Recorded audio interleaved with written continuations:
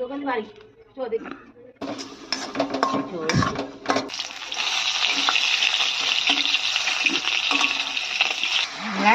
আমাদের দিবা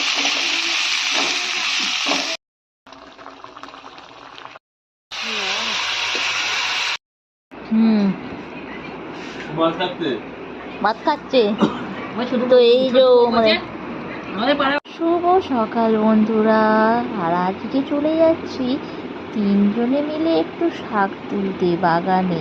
আর এই গরমে পাঁচমিশালি শাক খেতে দারুণ লাগে। আর এই দেখতে পাচ্ছেন সাদা নোটে শাক বোনা হয়েছে, সাথে তুলে নিয়েছিলাম বর্মা শাক, ছাঞ্চা শাক, কুমড়ো পাতা, সাথে একটা দুটো পাট পাতা, সজনা পাতা, এই সব শাক মিলিয়ে তুলেছিলাম। আর এই শাকগুলো খেতে খুব সুন্দর হয়। তো এখন আমি তুলছি একটু পাঁচমিশালি শাক।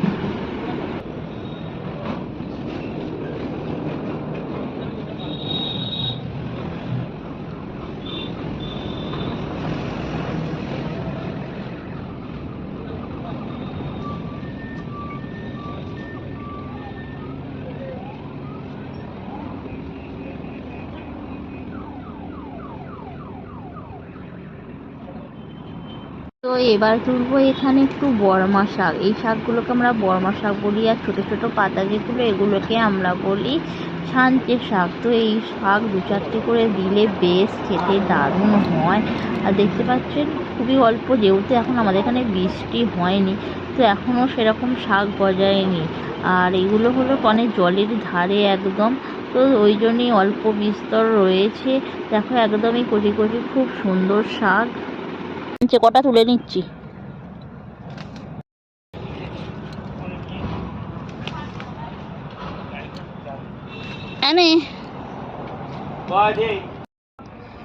তো এই দেখো বন্ধুরা পাট পাতা।